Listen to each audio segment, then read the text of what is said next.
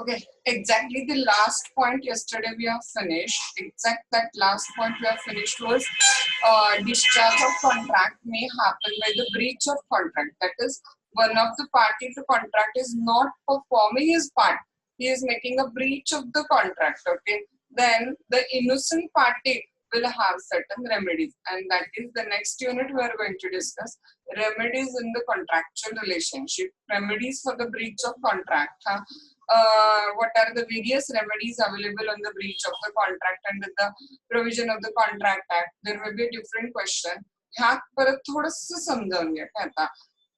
पहिली रेमेडी जी सगळ्यात common remedy आपण रेफर करतो ती आहे डॅमेजेस. अगदी रेअरेस्ट केस मध्ये की नाही डॅमेजेस वरती सुट्टा क्वेश्चन आलेला, अगदी रेअर. म्हणजे आतापर्यंत जेवढे पेपर झाले त्यात एक किंवा दोन वेळा हार्डली नुसतं डॅमेजेस वर सुट्टा क्वेश्चन असेल. अदरवाईज मग हा युनिट व्हीआयपी युनिट आहे. हा म्हणजे एंटायर युनिट क्वेश्चन तुम्हाला ऑलमोस्ट प्रत्येक पेपर मध्ये दिसेल. हा what are the modes of the discharge of contract आपण काल संपवलेला युनिट होता त्याला ऑरचा क्वेश्चन काय येईल सांगा तर हा what are the various remedies in the contractual relationship. त्यामुळे एक युनिट वाईज क्वेश्चन जर म्हटला तरी पूर्ण युनिटच्या दृष्टीने एकदम व्हीआयपी क्वेश्चन आहे की कॉन्ट्रॅक्ट समोरच्यानं ब्रीच केलं तर काय काय रेमेडीज आहेत. बघा, before going inside I just give you some idea about this unit. हा आपण ना टॉट जो सब्जेक्ट कदाचित नेक्स्ट टॉट चालू करू किंवा कदाचित कॉन्स्टिट्यूशन चालू करू तुमच्या सगळ्यांच्या इच्छेप्रमाणे. हा तर आपल्याला टॉट म्हणून सब्जेक्ट आहे तर त्या टॉट मध्ये ना आपल्याला लिगल मॅगझिन्स आहेत काय. प्री लॉच्या स्टुडंट्सना ते गेलेले पण आहेत काय लिगल मॅगझिन.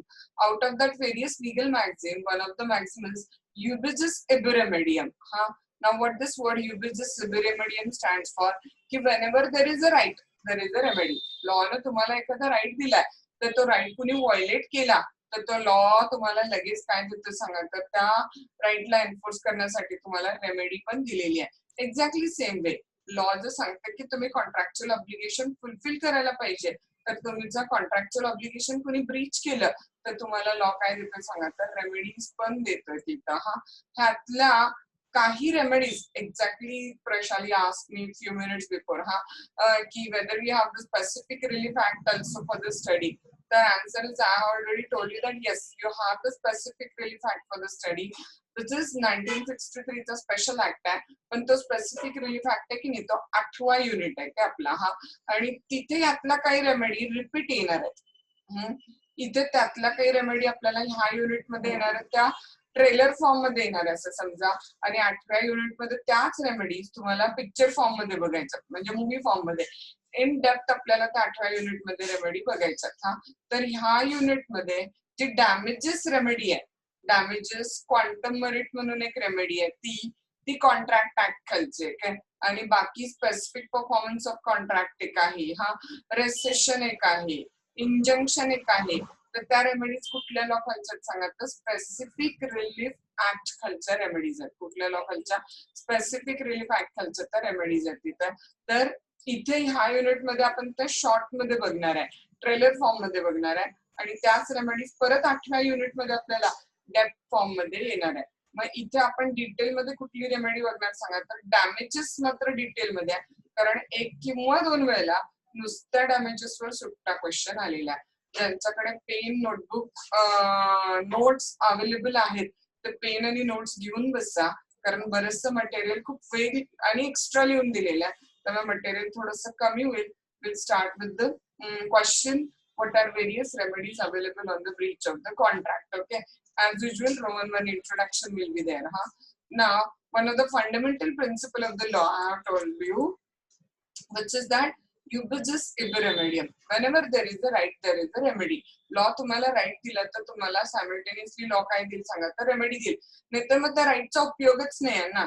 जर राईट कुणी व्हायलेट केला तर तुम्ही काही त्याच्यावरती ऍक्शनच घेऊ शकत नसला तर त्या राईटचा यूज काय झिरो यूज आहे राईट. हा so this means whenever there is a right there will be a remedy.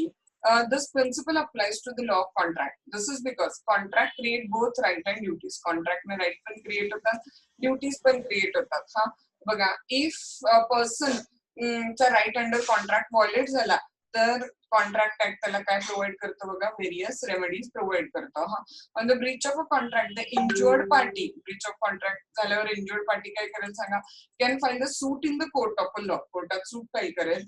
कशासाठी सूट फाईल करू शकतो बघा, कॉन्ट्रॅक्ट कॅन्सल करण्यासाठी, recession, damages, specific performance, injunction, quantum merit. 5 remedies आहेत. हा, so all about these remedies can be discussed as under Roman वर introduction द्यायचं, Roman 2 करायचं आपल्याला, various remedies for the breach of contract. हा, तुम्ही थोडंसं प्रॉपर हेडिंग द्या, various remedies for the breach of contract. Contract gives certain rights of correlative rights and obligation. Contract आला म्हणजे एका पार्टी obligations arise झाले. हा, a right occurring to a party would be of the no value if there is no remedy. जर काही remedies नसेल तर त्या राईटचा उपयोग काय असेल, काय सांगा, तर राईटचा उपयोग काहीच असणार नाहीये तिथं. हा, to enforce that right in the law court in the event of the infringement. तर कुणी सुद्धा तुमचा लॉ राईट व्हायोलेट केला तर तुम्हाला रेमेडी पाहिजे की तुम्ही कोर्टामध्ये जाऊ शकता तिथं. हा, when a contract is a broken, contract ज्यावेळेला ब्रोक होतं त्यावेळेला injured party has one or following remedies. हा, नंबर 1, तुम्ही कॉन्ट्रॅक्ट काय करून घेऊ शकता सांगा, कोर्टातून कॅन्सल करून घेऊ शकता, म्हणजे रेसेशनची रेमेडी.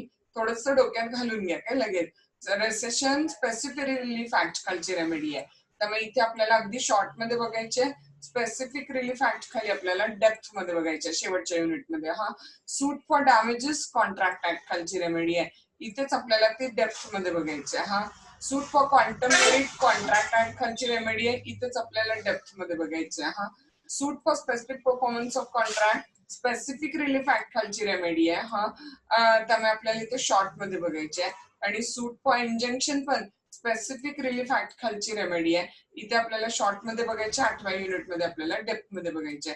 फटाफट 2 मिनिटात म्हणजे काय सांगत जाते काय तुम्हाला, म्हणजे तुम्हाला रेमेडीज रीड आउट करताना लक्षात येत जाईल की आपण नेमकं काय मागणार आहे. हा, नंबर 1 काय सांगितलेलं बघा, रेसेशन ऑफ द कॉन्ट्रॅक्ट. हा, remember I have told you that Prashal is ready to paint a picture, but I'm not giving a time to her. That means I'm not providing her facility to fulfill her contractual obligation. She can, that means I'm making a breach of contract, right? कारण मी त्यांना वेळ देत नाहीये painting paint करण्यासाठी required timing. तर त्यावेळेला प्रशासली खूप दिवस माझ्याशी अडकून बसायची गरज नाही. She can go in a court of law and she can ask for rescission of the contract. समोरच्या पार्टीकडनं ब्रीच ऑफ कॉन्ट्रॅक्ट होते, मग मी किती दिवस अडकून राहू ना, हा कॉन्ट्रॅक्ट कॅन्सल करून द्या म्हणजे सगळे कॉन्ट्रॅक्च्युअल ऑब्लिगेशन मधून मला रिलीज मिळेल. So she can ask for a restriction. लक्षात आलं, रेस्ट्रिक्शन म्हणजे cancellation of the contract. Number 2 option बघा, आठवतं तुम्हाला काल सांगितलेलं, I am suppose to deliver you the rice 100 rupees, the rate of the rice decided was 80 rupees per KG and I make a breach of a contract. Okay, on the date of the breach, the rice costing rupees 100 per kg. So simplest remedy you will ask, and what will be that simplest remedy you are going to ask? That will be the simplest remedy I will ask will be a damages. Okay, I'll find the suit for damages. Very simple. How much damages I will claim? 20 rupees per kg. The contract price was 80 rupees and the breach price was 100 rupees. Okay, so the simplest thing I'll claim from you, that will be a damages. But the point, suit for damages. Okay. Now third one is suit for quantum merit. Now what this word quantum merit stands for, note down करून ठेवा डोक्यामध्ये तुमच्या. As much as earned, ज्या दिवशी contract Breach झाला की नाही त्या दिवशी पर्यंत जेवढं अर्न केलेलं तेवढं रिटर्न देणं, हा म्हणजे काय तर क्वांटम मेरिटची सूट आहे. म्हणजे फॉर एक्झाम्पल ना, I appointed mister x on the job and I have appointed him for the 6 months. Okay, and the per month salary which was decided is 10,000 rupees per month salary was decided. आणि how much मंथची appointment होती त्याची बघा, 6 मंथची appointment होती. आता 3 महिने त्यानं काम केले काय, आणि 3 महिन्यानंतर मी त्याला जॉबवरनं काढायला लागले. आता मी ब्रीच ऑफ कॉन्ट्रॅक्ट करते, राईट, तर तो माझ्यावरती सूट फॉर क्वांटम मेरिट फाईल करेल. मग सूट फॉर क्वांटम मेरिट फाईल करेल म्हणजे काय मागेल सांगा, as much as earned. How many days he have worked in my office? 3 months. Okay, so he will claim the salary of 3 months. Very simple. So he will claim for a quantum merit. That means he will claim for as much as earned. जेवढा आतापर्यंत earn केलेलं आहे तेवढ्याचे पैसे द्या म्हणून तो claim करेल. That is suit upon quantum merit. Then next one बघा, suit for specific performance of contract. Now I'll just give a simple example for you. Suppose now I agreed to sell you one property at Kolhapur Naka, huh? And that is a very prime location property. The rate of the property was decided 5,000 rupees per square feet. The rate of the property was decided, huh? And in the meantime, now Mr. X offered me to purchase the same property at 6,000 rupees per square feet. हा of course माझ्या मनामध्ये लालच आला आणि मी contract Breach केला. काय मग मी तुम्हाला इनफॅक्ट म्हणते की कॉन्ट्रॅक्ट माझ्याकडनं ब्रीच झालाय ना, ठीक आहे ना, काय प्रॉब्लेम नाही.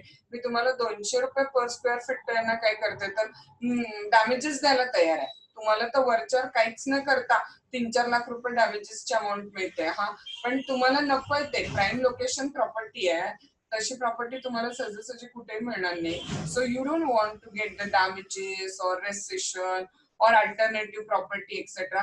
You want only that property which is decided in the terms of the contract. So you are filing the suit on me for specific performance of a contract. लक्षात आले का बघा, आम्हाला दुसरं काही नको, जे कॉन्ट्रॅक्टच्या टर्म मध्ये डिसाइड झालेलं तेच पाहिजे. म्हणजे कशासाठी सूट फाईल करणार आपण, स्पेसिफिक परफॉर्मन्स साठी सूट फाईल करणार आहे. हा आणि लास्ट सूट कशासाठी फाईल करणार सांगा तर इंजंक्शन. इंजंक्शन म्हणजे की नाही मनाईचा हुकूम. One party has promised you not to do something and exactly he is doing that way, then we can go in the court of law and file the suit for injunction against that particular person to restrain that person from doing what he has promised that he will not do. जर त्याने promise केलेलं की तो नाही करणार तेच तो करतोय तर त्याला थांबवण्यासाठी आपण सूट फॉर इंजंक्शन फाईल करू शकतोय.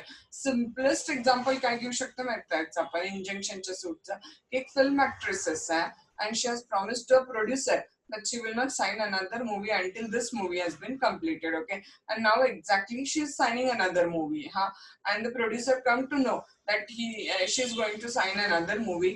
Producer can file the suit for injunction against that particular film actresses and restraining her from signing another movie till the first movie is completed. जोपर्यंत तिनं साइन केलेला पहिला पिक्चर त्या प्रोड्युसर बरोबरचा संपत नाही तोपर्यंत ती दुसरी मूवी साइन करू शकत नाही. असं इंजंक्शनची ऑर्डर कोर्टाकडून ते प्रोड्युसर घेऊ शकतात. लक्षात आलं का बघा. रेसेशन कॅन्सलेशन, डॅमेजेस नुकसान भरपाई, क्वांटम मेरिट, कॉन्ट्रॅक्ट ब्रीच झाला तोपर्यंत जेवढं अर्न केलेलं तेवढं as much as earned. Specific performance जे कॉन्ट्रॅक्ट मध्ये ठरले तेच पाहिजे, दुसरं काही अल्टरनेटिव्ह नको. आणि सूट फॉर इंजंक्शन म्हणजेच मनाईचा हुकूम. Okay, so will deal in detail this remedies. Number 1 remedy कुठली आहे बघा तर सूट फॉर रेसेशन आहे. बघा, when a contract is broken by one party, एक पार्टी ब्रीच करते and the other party makes you to treat the contract as the rescinded and refuse the further performance. Very simple. Other party contract ला काय करेल सांगा, further perform करायला refuse करेल. In such a case प्रशालीने एकदा कोर्टाकडून restriction घेतलं की मग प्रशालीचे सगळे कॉन्ट्रॅक्च्युअल ऑब्लिगेशन संपले तिथं. In such a case is ऍब्सॉर्ड सुटका होणे of all the obligation under the contract. For example बघा, A promises B to supply 10 bags of the cement on a certain day. लक्षात येते, एनं बी ला प्रॉमिस केले की तो काही सिमेंट सप्लाय करेल तिथं सर्टन डे ला. B agrees to pay the price after the receipt of the goods. कॉन्ट्रॅक्टचा डिसिजन कसा बघा, आधी हा माल देईल आणि मग तो पैसे काय करेल तर देईल. त्याने मालच दिला नाही तर आपोआप कॉन्ट्रॅक्ट डिस्चार्ज होऊ शकतो. कशाला सांगा तर रेसेशन ना.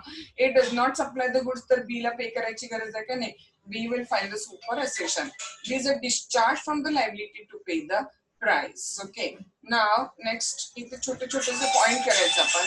स्मॉल ए करून टाकायचा. स्मॉल ए काय करायचं सांगा तर ए पॉइंट बघा, when the court may grant the rescission. तिकडेच आपण when the court may grant the rescission. Court recession कधी ग्रँट करेल एक पार्ट आहे आणि कोर्ट रेसेशन कधी ग्रँट करणार नाही हा एक पार्ट आहे. पहिला लक्षात आलं काय बघा, तुम्हाला थोडस डिस्टर्बन्स होता. रेसेशन म्हणजे लक्षात आलं, रेसेशन म्हणजे एक पार्टी ज्यावेळेला कॉन्ट्रॅक्ट ब्रीच करते त्यावेळेला दुसरी पार्टी कोर्टात सूट फाईल करते. कशाला सांगा तर रेसेशन साठी सूट फाईल करते तिथं आणि कॉन्ट्रॅक्च्युअल ऑब्लिगेशन मधून रिलीज घेते तिथं सगळं. आणि मग आपल्याला काय करायचं सांगा तर एक पार्टीनं प्रॉमिस केलं की तो गुड्स डिलिव्हर करेल आणि मग दुसरी पार्टी पेमेंट करेल. त्यानं गुड्सच नाही डिलिव्हर केले तर त्याला पेमेंट करायची गरज नाही, तो डिस्चार्ज होईल लायबिलिटीतनं त्याच्या. तो कॉन्ट्रॅक्ट रिसाइन करून घेण्यासाठी कोर्टात सूट फाईल करू शकतोय. मग कोर्ट आपल्याला रेसेशन कधी ग्रँट करेल बघा, आणि कोर्ट आपल्याला रेस्ट्रिक्शन कधी ग्रँट करणार नाही. दोन पार्ट आहेत त्याचे. हा, ए पॉइंट बघा, when the court may grant the restriction. Court restriction कधी ग्रँट करेल बघा. Number 1, when the contract is avoidable by the plaintiff. पटापट सांगा म्हणजे काय. फर्स्ट पॉइंटचा अर्थ काय झाला सांगा पटापट. when the contract is avoidable by the plaintiff. एक तर प्लेंटिफ एक्सेप्ट करू शकतो, नाही तर डिनाय करू शकतो. हा, म्हणजे स्पेशली आठवते का कधी वॉइडेबल होते कॉन्ट्रॅक्ट, आठवते जेव्हा कन्सेंट फ्री नसेल तेव्हा. हा, where the contract is avoidable by the plaintiff. म्हणजेच कन्सेंट काय नाही सांगा तर फ्री नाही आहे. कोर्शन, अंडर इन्फ्लुएन्स, फ्रॉड किंवा मिसरिप्रेझेंटेशनच्या अंडर जर कन्सेंट घेतलेली असेल तर कॉन्ट्रॅक्ट काय होईल सांगा तिथं तर रिसाइंड होईल. हा, where the contract is avoidable by the plaintiff. Number 1. हा, नंबर 2, ज्या वेळेला कॉन्ट्रॅक्टचं कॉज काहीतरी अनलॉफुल आहे. हा, when the contract is unlawful for the causes not apparent on its face, the defendant is more to blame than the plaintiff. Contract कसं सांगा तर unlawful आहे तिथं for the causes not apparent on the face. कळून येत नाही वरती की कॉन्ट्रॅक्ट अनलॉफुल आहे, पण कॉन्ट्रॅक्ट अनलॉफुल आहे आणि त्याच्यामध्ये डिपेंडंटची चूक हा प्लेंटिफ पेक्षा कशी आहे सांगा तर जास्त आहे. त्यावेळेला कोर्ट रेस्ट्रिक्शन काय करेल तर आपल्याला ग्रँट करेल.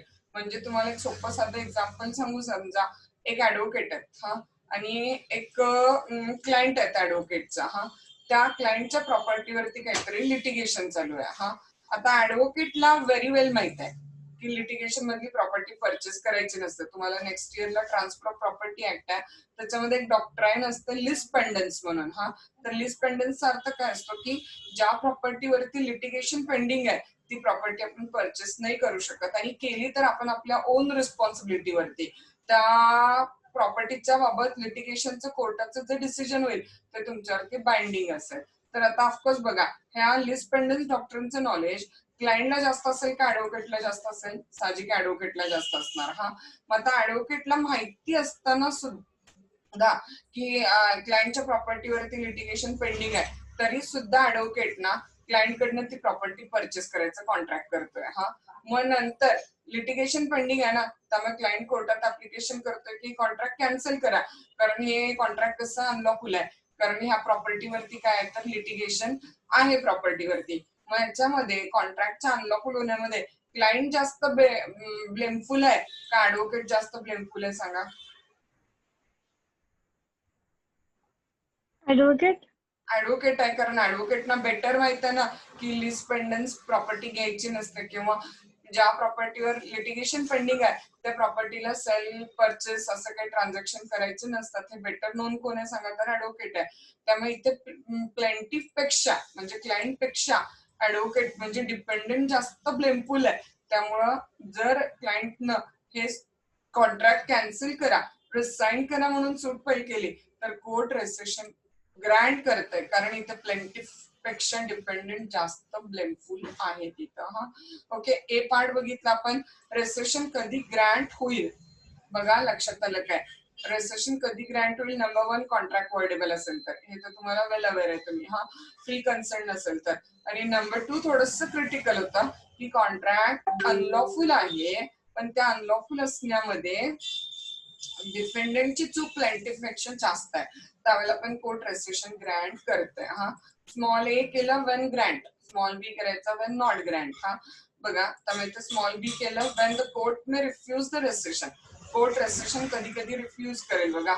Number 1, when the plaintiff has expressly or impliedly ratified the contract. हा, प्लेंटिफने एक्सप्रेस किंवा इम्प्लाइडली कॉन्ट्रॅक्टला काय केलेलं आहे तर रॅटिफाय केलेलं आहे, तरी पण कोर्ट काय करेल तर रेस्ट्रिक्शन तिथं रिफ्यूज करेल. आठवते म्हणजे तुम्हाला काय सांगितलेलं, त्याचं एक एक्झाम्पल दिलं होतं मागं आपण. फ्रॉड किंवा मिसरिप्रेझेंटेशन वरती कॉन्ट्रॅक्ट तुम्ही कॅन्सल करणार आहे तर तुम्ही कॅन्सल नाही करू शकत जर तुम्ही त्याला इम्प्लाइडली किंवा एक्सप्रेसली रॅटिफिकेशन दिलं असेल तर. असं एक एक्झाम्पल तुम्हाला दिलेलं. Okay, I will give an example. हा, फटाफट बघा. रिपेअर केलेलं त्यांनी ट्रकवाला एक्झाम्पल दिलेला. बरोबर आहे. हा, ट्रकचं एक्झाम्पल मी तुम्हाला दिलेलं होतं, लॉर्ड वर्सेस लिओर्ड और समथिंग असं काहीतरी केसचं नाव होतं त्या. हा what happen in that particular case की तो ट्रक होता खराब कंडिशन मध्ये. आणि याला सांगितलं नाही, ओके फ्रॉड झाला, नो इश्यू. पण नेक्स्ट डे न ज्यावेळेला ट्रॅव्हलिंगच्या वेळेला तो ट्रक सगळा मोडतोय त्यावेळेला तो ऑफर काय करतोय त्याला की आपण दोघं 50-50% एक्सपेन्सेस काय करूया तर पे आउट करूया आणि तो ट्रक दुरुस्त करून घेऊया. आता ऍक्च्युली याच्याकडे ऑप्शन होता, त्यावेळेला तो म्हणू शकत होता की नाही, I don't want, I want to resign this contract. पण त्यानं कॉन्ट्रॅक्ट रिसाइन नाही केलं, त्यानं ते ऍक्सेप्ट केलं तिथं की ठीक आहे आपण अर्धा अर्धा खर्च करूया. मग त्याने ऍक्सेप्ट केलं म्हणजेच त्यानं त्या वस्तूमधला दोष काय केला सांगा, रॅटिफाय केला. रॅटिफाय करणे म्हणजे ऍक्सेप्ट करणे, स्वीकारणे. आता त्याला कॉन्ट्रॅक्ट कॅन्सल करता येईल का तर no, he will not be allowed to make a cancellation of the contract. Okay, so where the plaintiff has expressly or impliedly ratified the contract is a point number 1. Number 2 बघा, where owing to the change of circumstances, bracket मधलं काही घेत बसायचं नाही. The parties cannot be restored to their original position. काहीतरी change of circumstances मुळे आता contract cancel करणं शक्य नाहीये. The parties can not be restored to their original position. आठवतंय, ह्याचंही एक एक्झाम्पल दिलेलं तुम्हाला. Where owing to the change of circumstances, the parties cannot be restored to their original position.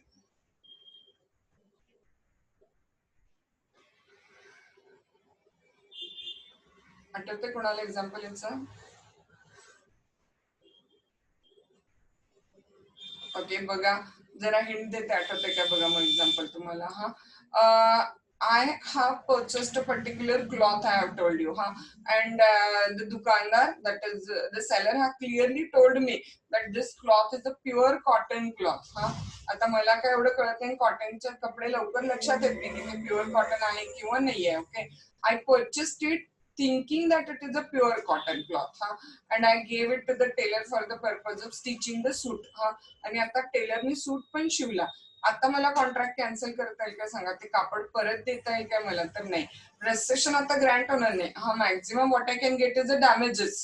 पण आता परत पार्टीज ओरिजिनल पोझिशन मध्ये पोहोचू शकतात काय, नाही पोहोचू शकत, कारण ते कापड एकदा कापल्यानंतर परत ते आहे तसं होऊ शकते काय तर नाही होऊ शकत. Okay, where going to the change of circumstances the parties cannot be restored to their original position. जे काय चेंज ऑफ सर्कमस्टन्सेस झालेला आहे त्यामुळे ओरिजिनल पोझिशन मध्ये पार्टीजना रिस्टोर करणं शक्य नाहीये तिथं. देन नेक्स्ट वन बघा, ह्याचं पण एक्झाम्पल दिलेलं आठवतंय का बघा आता, where third party have during the subsistence of contract acquired the right in a good faith and for value. एकदा वॉइडेबल कॉन्ट्रॅक्ट मध्ये थर्ड पार्टीचा राईट अक्वायर झाला आणि third party in good faith and for value घेते तर तुम्हाला contract resign करता येणार नाही. फटाफट एक्झाम्पल रिवाइज करते बघा, जर लक्षात असेल तर बघा तुमच्या. Suppose given you many time an example that I have taken a mobile of the Ram, which is iPhone, which is costing 80,000, and I have forced him using the undue influence to sell his 70,000 rupees mobile for rupees 10,000. आणि त्यांनी मला ते विकलं पण. 70,000चा mobile त्यांनी मला काय केलं सांगा, तर 10,000 रुपयाला विकला. आता तो मोबाईल माझ्याकडे आहे. Ram went to the home, told his parent everything what happened with him, and parent want to make a rescission of the contract. They told him that why we should bear the injustice and वगैरह वगैरह वगैरह. Now the law says that you should be diligent about your right. You should be conscious about your right. Ramani काय करायला पाहिजे तर सांगा, immediately कोर्टात रेस्ट्रिक्शनची सूट file करायला पाहिजे होती. पण आता राम एक 2-3 दिवस बाहेरगावी चाललेले आहेत आणि Ram and Ram's parent thought that when we come back on a Monday, we will file the suit against ma'am for the recovery of our mobile or for the restriction of the contract. Okay, आता in the meantime काय झालं सांगा, आज Thursday. मी फ्रायडेला काय केलं, तोच mobile मला प्रशालीने मागितला आणि मी तो मोबाईल प्रशालीला विकला. Prashali is absolutely purchasing the mobile in the good faith. She is not aware about what happened between me and Ram. She is not aware about anything I have used undue influence over the Ram. So as a good faith buyer, she is purchasing that particular mobile from me, and that too for value. Proper मोबाईलचे 60,000 50,000 जे काय बाबा used मोबाईलच्या आयफोनची किंमत होईल ते around त्यांनी proper पैसे देऊन माझ्याकडनं मोबाईल घेतलेला. मग राम परत येतात सोमवारी, and now he want to file the suit for rescission. आता रामला रेस्ट्रिक्शन साठी सूट फाईल करता येणार नाही. रामचा रेस्ट्रिक्शनचा राईट गेला. वेन कायम लक्षात ठेवा, when third party during the subsistence of contract, हा महत्वाचा मुद्दा. रामने अजून कॉन्ट्रॅक्ट कॅन्सल केलेलं नव्हतं, त्याच्या आधीच मी तो मोबाईल तिसऱ्या व्यक्तीला विकलेला. हा during the subsistence of a contract acquired the right. पुढचं पण खूप महत्वाचं. प्रशाली कसं परचेस करतात? गुड फेथ मध्ये.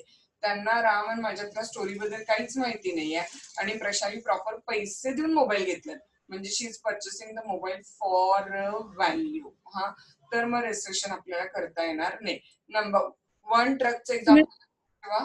येस, चोरीचं पण म्हणजे जर एखाद्याने जर चोरी करून मोबाईल वगैरे घेतले असतील आणि त्याने त्याच म्हणजे नंतर ते कोणाला तरी सेल केले असतील नाही तर मग ते पण नाही चोरीला हा रूल अप्लाय होत नाही. ते आपल्याला सेल ऑफ गुड्स ऍक्ट आहे पुढे जाऊन तुम्हाला नेक्स्ट सेमिस्टरला, तर त्याच्यामध्ये एक मॅगझिम असते निमो दॅट नॉन कॉड हॅबिट म्हणून.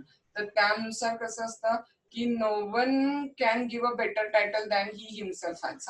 जर तो मोबाईल प्रशालीने चोरलाय आणि चोरलेला मोबाईल प्रशाली यशस्वीला विकतात, तर यशस्वीचं टायटल व्हॅलिड टायटल असणार नाही, लक्षात घ्या. हा आणि जर ते माहित नसेल यशस्वीला की बाबा हा चोरी, तरी पण हा यशस्वीला ऑप्शन असेल की यशस्वी प्रशालीवरती सूट फाईल करतील, प्रशालीकडनं स्वतःचे पैसे रिकव्हर करतील, कारण यशस्वी इनोसंट पर्सन आहे. पण तो मोबाईल यशस्वीच्या मालकीचा नाही होऊ शकत. इन एनी वे तो मोबाईल यशस्वीच्या मालकीचा नाही होऊ शकत. जर तो चोरीचा आहे तर ओरिजिनल ओनरला तो रिटर्न करावाच लागतो. काही जरी झालं तरी यशस्वीला त्या मोबाईलची ओनरशिप नाही मिळणार. हा Yashasvi can file the suit over Prashali की बाबा मला फसवून विकलेले आणि माझे पैसे परत द्या वगैरे वगैरे, पण तो मोबाईलच मला पाहिजे असं म्हणून यशस्वी नाही सूट फाईल करू शकत. हा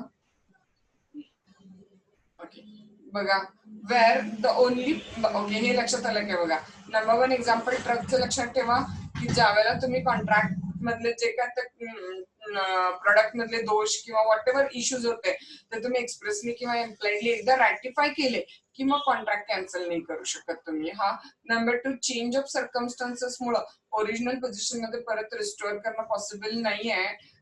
कॉटनच्या सूटचं एक्झाम्पल लक्षात ठेवा. हा नंबर 3 रामन प्रशाली वाला एक्झाम्पल की during the subsistence of contract third party has acquired the right in a good faith and for value, तरी हा कॉन्ट्रॅक्ट रिसाईन होणार नाही.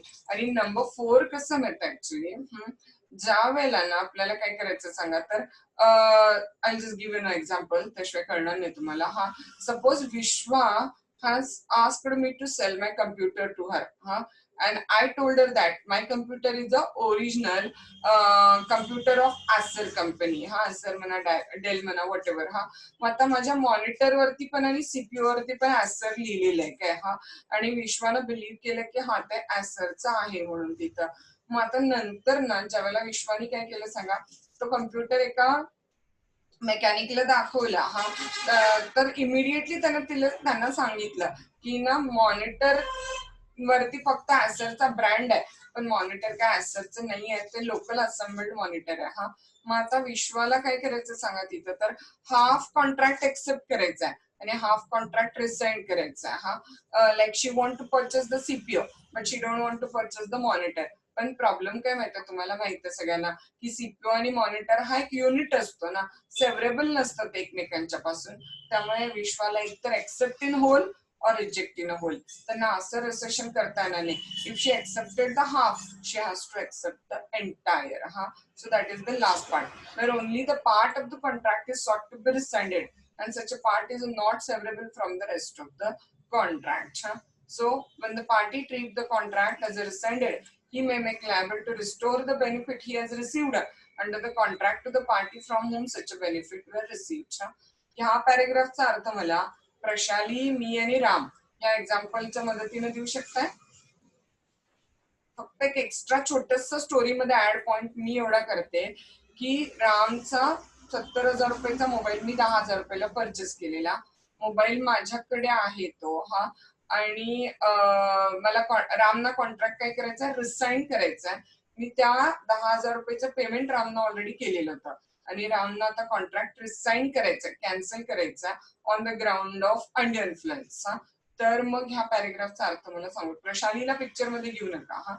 एवढंच एक्झाम्पल लक्षात ठेवा की I used under influence for Ram and asked his 70,000 rupees mobile in 10,000. He sold me that mobile in 10,000 rupees.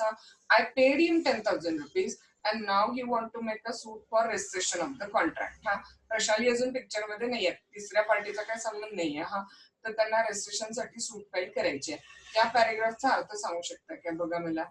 When a party treat the contract as rescinded, he may liable to restore any benefit he received under the contract to the party from whom the benefit were received.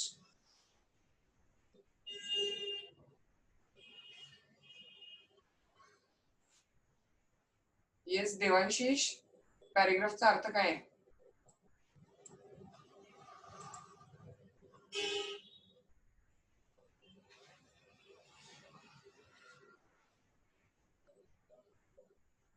हा देवांशीष, पॅरेग्राफचा अर्थ काय आहे? हा आहे काय देवांशीष?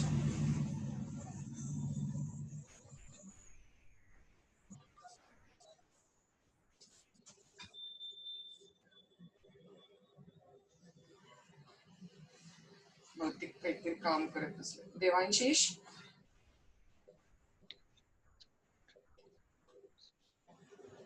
Okay, दुसरं कोणी सांगू शकते पॅरेग्राफचा अर्थ? रेवती, निलेश, राम, कोण सांगू शकते? यशस्वी.